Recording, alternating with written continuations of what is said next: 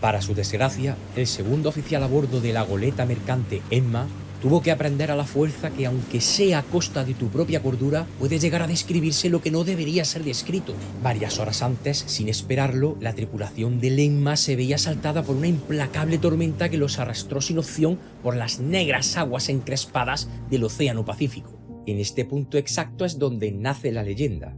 Los marineros, atónitos ante lo que acababan de descubrir, deambularon desconcertados entre unas ruinas ciclópeas que difícilmente habrían podido surgir de intenciones humanas. Y pese a todo, en un alarde de curiosidad mortal y para mal del mundo, los navegantes encontraron una puerta de piedra colosal que, maldita fuera su estampa, abrieron accidentalmente haciendo caso omiso al riesgo de su imprudencia. Lo que emergió del umbral ancestral se resiste a ser explicado. Por eso, el propio narrador de la historia se ve obligado a admitir con horror sus limitaciones. La cosa no puede ser descrita, no hay lenguaje para tales abismos de histeria y locura inmemorial, tales contradicciones de toda materia, fuerza y orden cósmico. Mi nombre es Francisco Javier Olmedo, soy escritor de narrativa de horror cósmico y hoy vamos a hablar de los 5 trucos mentales de Lovecraft para describir lo imposible.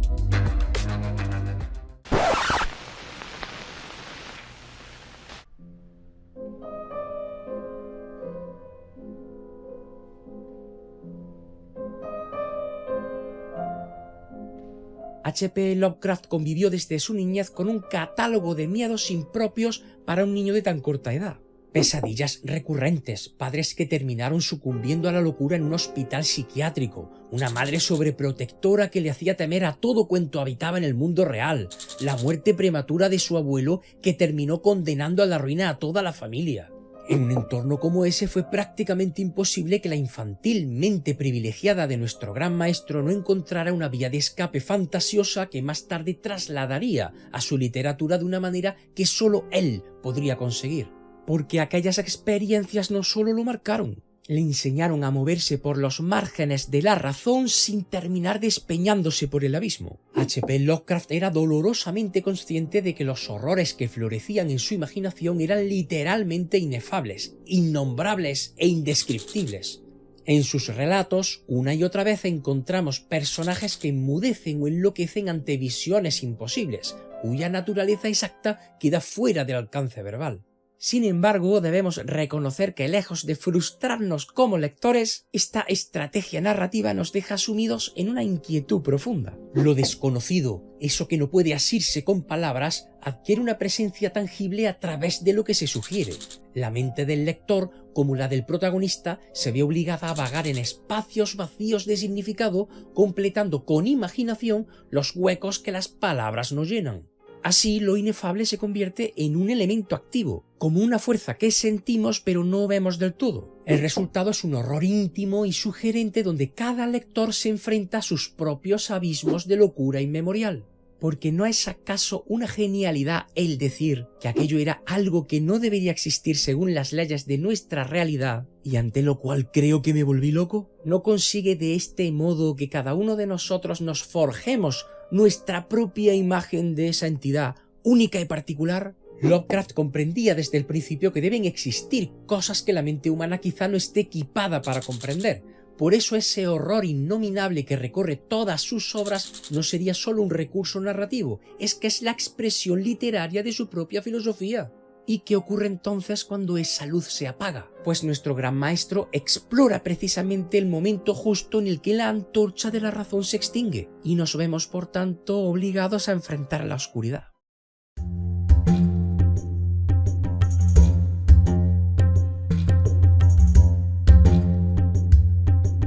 Lovecraft plasmó el enfrentamiento entre lo racional y lo imposible de forma casi alegórica en el relato La ciudad sin nombre. En esta historia, un explorador solitario se interna en las ruinas prohibidas de una civilización prehumana enterrada en el desierto de Arabia, descendiendo con una antorcha en la mano por un túnel que parece no tener fin y que nos estaría anunciando una metáfora de la luz del conocimiento abriéndose paso entre la espesa oscuridad de lo desconocido. Que ya sabéis que ese es el lema de la celebérrima Universidad de Miskatonic, ex ignorantiam ad sapientiam, ex luce ad tenebras. de la ignorancia a la sabiduría y de la luz a la oscuridad. La cuestión es que cada peldaño superado lleva a nuestro protagonista un poco más allá de lo que conoce, mientras la luz vacilante de su luminaria apenas consigue arañar la negrura ancestral que lo envuelve sin excepción. El narrador describe su avance con una mezcla de fascinación y terror. El pasaje estrecho descendía infinitamente como un pozo encantado y horrendo, y la antorcha que sostenía sobre mi cabeza no podía iluminar las profundidades desconocidas hacia las que me arrastraba. Aún seguía descendiendo interminablemente cuando mi antorcha moribunda se apagó. De pronto, la oscuridad total. Sería lógico huir despavorido de ese abismo negro, pero algo en el protagonista se niega a desistir. Ciego, sigue arrastrándose impulsado por una sed de saber más poderosa que el miedo. En esa secuencia claustrofóbica se condensa una de las motivaciones más recurrentes del género literario del horror cósmico, que es la humanidad, como el intrépido o insensato buscador de verdades prohibidas. El explorador de la ciudad sin nombre opta por seguir presionando a la oscuridad en lugar de rendirse ante ella y retroceder. ¿Pero por qué hace esto? Pues porque, como podemos leer en su maravilloso ensayo sobre el terror en la literatura, Lovecraft insinúa que a pesar del pavor natural a lo desconocido, hay en nosotros una curiosidad voraz, casi arrogante, que nos empuja a descender una segunda luz cuando la primera se apaga. Tal vez buscamos con ello una sensación artificial de tener algo de control sobre aquello que tememos. ¿O es que acaso no causa ya de por sí cierta mejoría el simple hecho de conocer el nombre de la enfermedad que nos está afectando? Pues aquí buscaríamos algo parecido. No en vano, en la mitología fantástica es muy común encontrar que el conocimiento del nombre verdadero de un ser se convierta en dominio sobre esa criatura, porque en realidad es como si darle un nombre o una descripción medianamente fidedigna a ese algo nos hiciera sentir que lo hemos encapsulado y por tanto medianamente domesticado. Ante la vasta incertidumbre del universo, el ser humano prefiere avanzar a tientas antes que aceptar sus límites. Y esto es precisamente lo que Lovecraft aprovecha sin descanso con este recurso. La recompensa, o castigo, de esta búsqueda queda patente en el momento en el que nuestro protagonista finalmente atisba lo que mora en las entrañas de la ciudad sepulta. En un clímax sobrecogedor, una luz antinatural que describe como más poderosa que 1000 antorchas surge de las profundidades y revela por un instante una legión de criaturas monstruosas, reptiles medio transparentes que se agitan en la radiación espectral. El narrador los ve apenas un segundo, pero esa visión fugaz logra quebrar su cordura. Aferrado a un lenguaje insuficiente, describe así la revelación. Vi silueteada contra el éter luminoso del abismo lo que no podía verse contra el crepúsculo del corredor. Una horda pesadillesca de demonios apresurados, grotescamente ataviados, medio transparentes, demonios de una raza que ni un hombre podría confundir, los reptiles reptantes de la ciudad sin nombre. Aunque es verdad que son expresiones muy contundentes, no podemos evitar sentir que se quedan cortas. ¿Son diablos? ¿Son reptiles? Porque ninguna de esas categorías les hace justicia. Además son semitransparentes, apenas intuidos a través de los contraluces. Al cerrarse de golpe la puerta y apagarse la segunda luz, el explorador escapa de la ciudad subterránea. Cuando vuelve a la superficie, la luz del sol le resulta pálida, desprovista para siempre de consuelo. Ha vislumbrado el abismo y ya no puede olvidarlo. Si el mismo Lovecraft hubiera conocido con detalle la clase de criaturas que serían, podría habérnoslas descrito con todo lujo de detalles, como bien hizo de un modo extensísimo y con rigor científico sobre el espécimen de antiguo que encontraron en las entrañas de En las montañas de la locura. Pero aquí no quiso hacerlo, porque Lovecraft conocía por experiencia propia las consecuencias de forzar los límites de la razón. Es por esto que sus personajes quedan marcados de por vida al conocer verdades que los aíslan del común de la gente y que terminan consumiéndolos por dentro. Ya sabéis cuán predecibles son los finales de los relatos de Howard Phillips Lovecraft, en los que el protagonista o muere o desaparece o se vuelve loco o todos a la vez. Confiesa el narrador al final de La llamada de Cthulhu, resignado a que el saber se ha convertido en una maldición. He visto todo lo que el universo tiene de horrible, y hasta el cielo de primavera me resultará veneno. Y no me negaréis la fuerza evocadora que tiene el manifestarnos lo que ha visto. He visto todo lo que el universo tiene de horrible, hasta el punto de que ya nada volverá a resultarle bello o apacible. que incluso el cielo de primavera me resultará veneno. Lo mismo ocurre en La ciudad sin nombre, donde el viajero se salva, pero nunca más podrá volver a dormir en paz. Y aquí es donde entra otro de los trucos mentales a los que nos somete nuestro gran maestro Howard Phillips Lovecraft en sus narraciones. Como el conocimiento prohibido tiene un alto precio que pagar, vivimos por tanto en una continua tensión entre el temor a la oscuridad y la necesidad de prender luces que nos permitan orientarnos en ella. Así, nuestro gran maestro aprovecha esta contraposición en sus relatos, dramatizando esa tensión de la que hablamos de una forma casi didáctica, confrontándonos con el dilema: ¿es mejor retroceder ante lo desconocido y vivir en la cómoda ignorancia, o avanzar y enfrentar verdades quizás insoportables?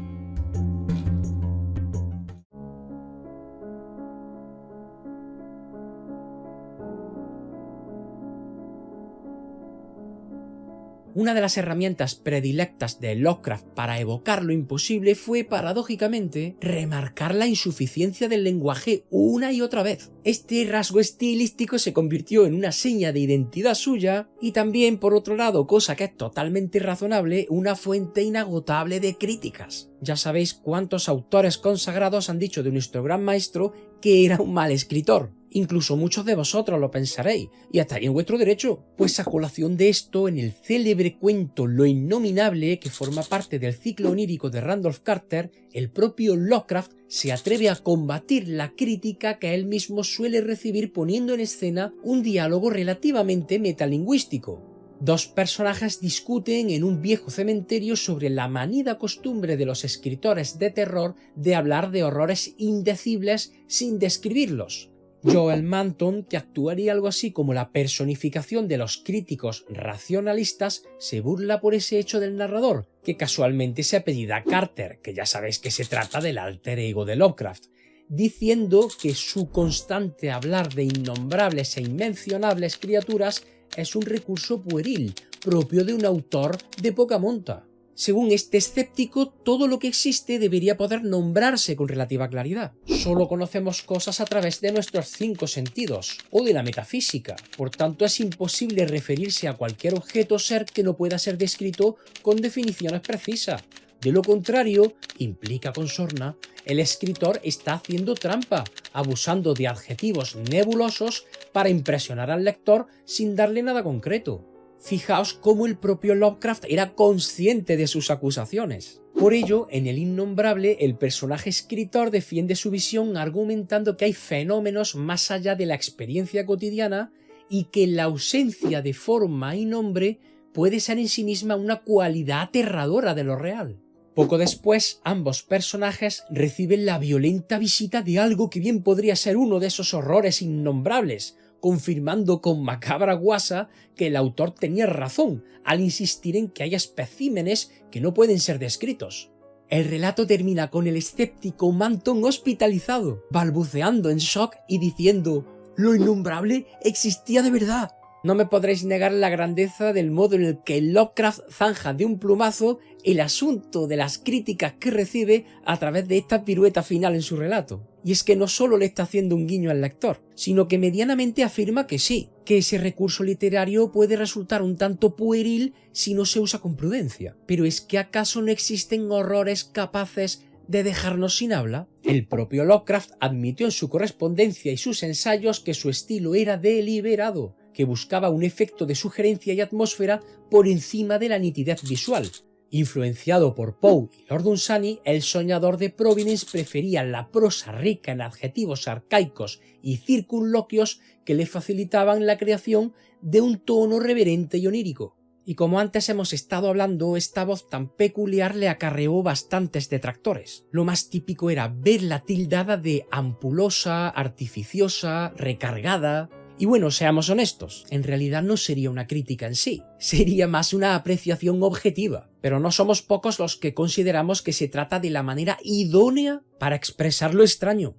S.T. Joshi, el biógrafo más importante de Howard Phillips Lovecraft y al que ya sabéis que tuve el honor de entrevistar personalmente y cuyo vídeo completo podéis disfrutar en este mismo canal, os lo dejo por aquí como siempre, argumenta que Lovecraft mezclaba intencionalmente precisión científica con retórica poética, logrando una compactación increíble de la expresión donde cada palabra, por barroca que parezca, cumple una función específica. En sus mejores relatos no hay palabra malgastada. Cada término arcaico, cada adjetivo superlativo suma para transportarnos a un estado de asombro reverencial. Porque Lovecraft sabía exactamente lo que hacía. Su estilo era deliberado. Al repetir términos como innombrable, impío, blasfemo, antiguo, estamos creando una letanía, como una suerte de conjuro lingüístico que envuelve al lector en una sensación de enfrentar algo vetusto y prohibido. El lenguaje en sí mismo se convierte así en un personaje más de la historia, como una especie de narrador que lucha por dar forma a lo que no la tiene, y su lucha, frustrada pero fértil, nos provoca esa subjetiva inquietud que tanto disfrutamos del horror cósmico.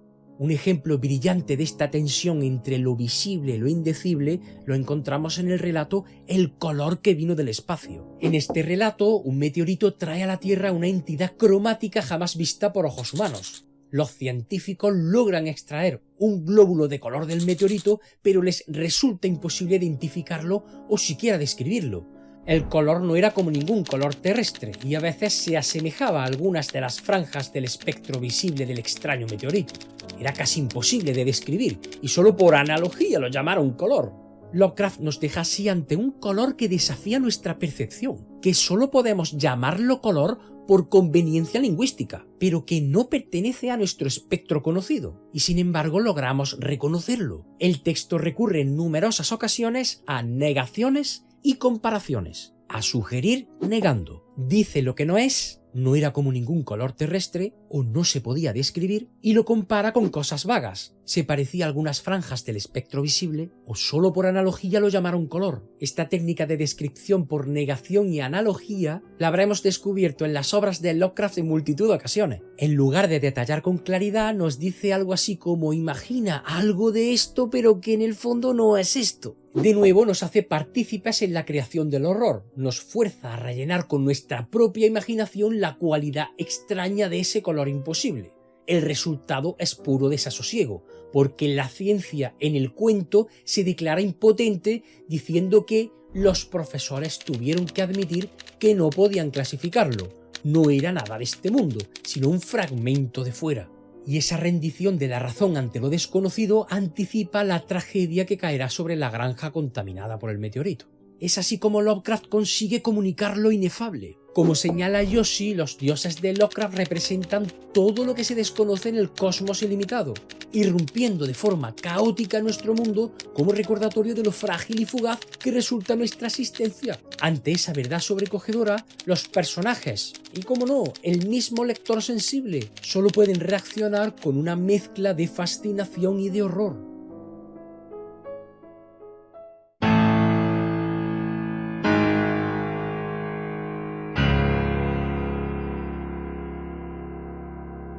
¿Qué llevó a Lovecraft a obsesionarse con lo inefable? Pues aquí es donde entran en juego sus factores biográficos. Desde muy niño ya el pequeño Howie mostraba una imaginación desbordante y una sensibilidad del todo fuera de lo común para un chiquillo de su edad.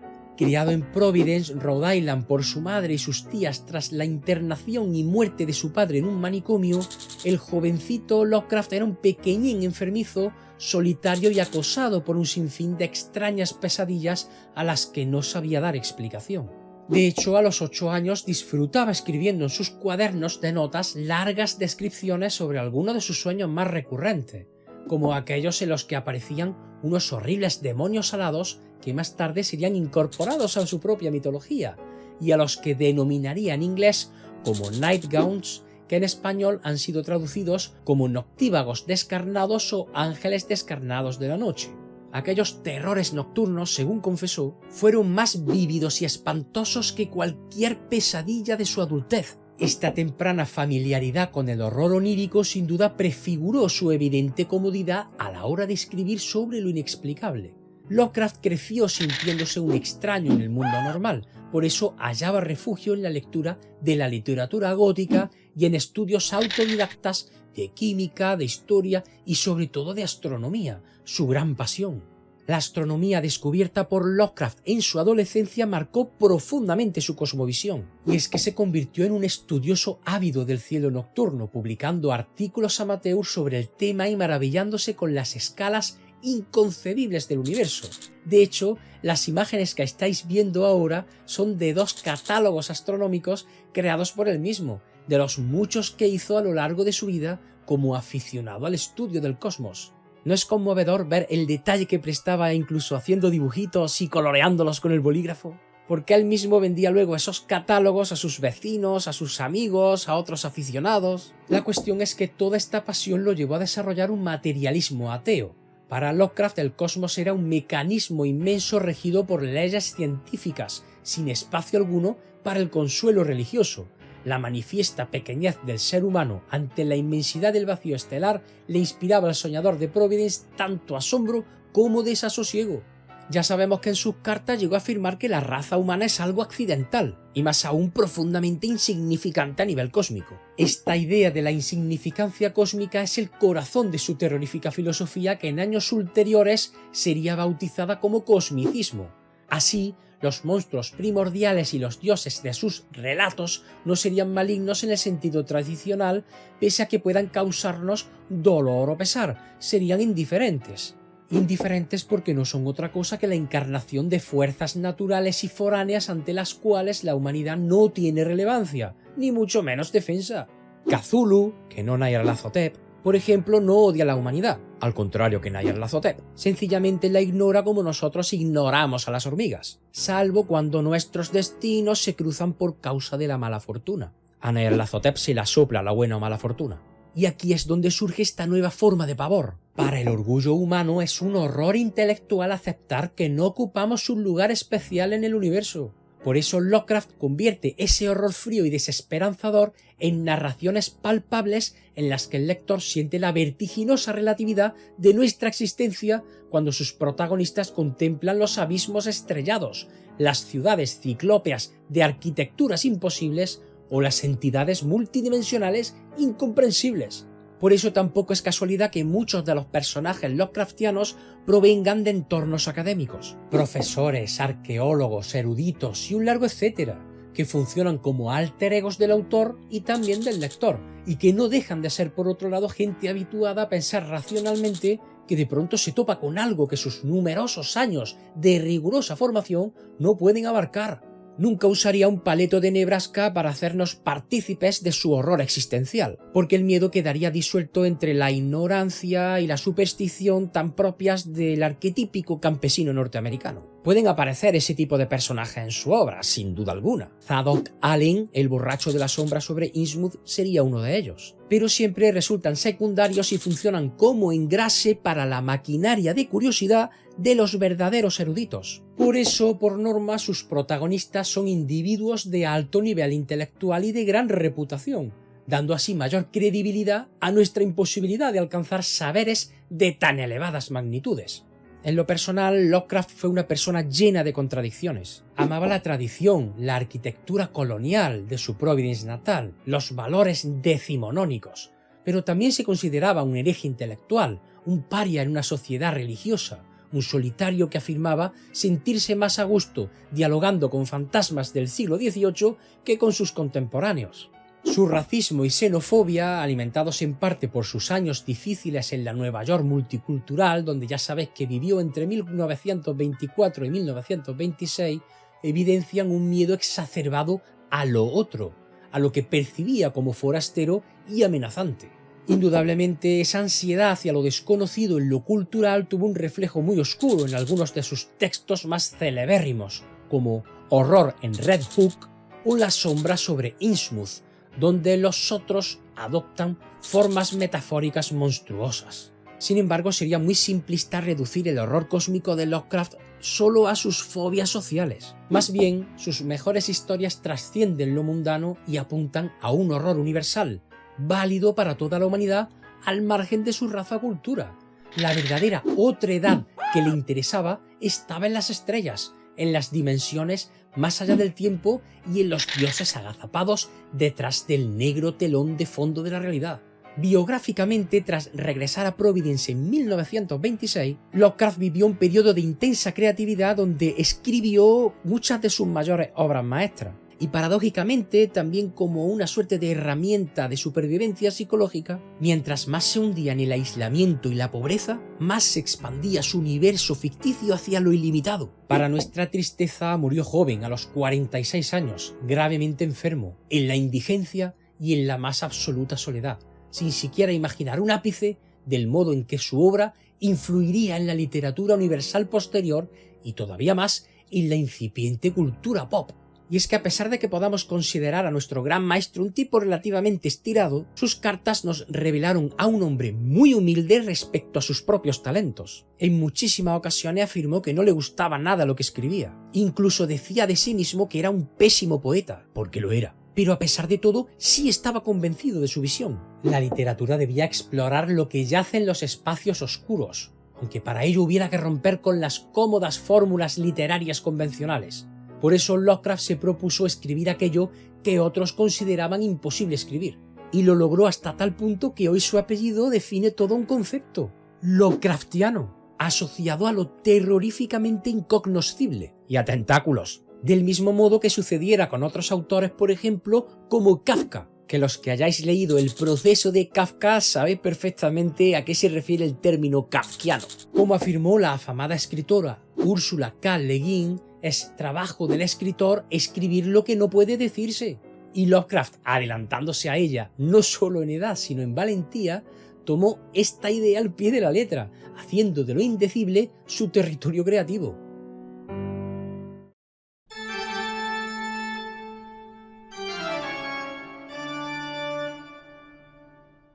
Y mis queridos cultistas, llegamos al fin al último de los trucos mentales, que tampoco resulta para nada casual. De hecho, incluso se convirtió en otra de las múltiples señas de identidad de la obra de nuestro gran maestro: el modo aparentemente arbitrario con el que nombraba sus creaciones, hasta el punto de que con la más famosa de ellas ha estado riéndose de nosotros desde que abandonara este mundo. De todo ello hablamos en este capítulo del Mitonauta, en el que describimos con total exactitud cómo quería Howard Phillips Lovecraft que pronunciáramos este nombre.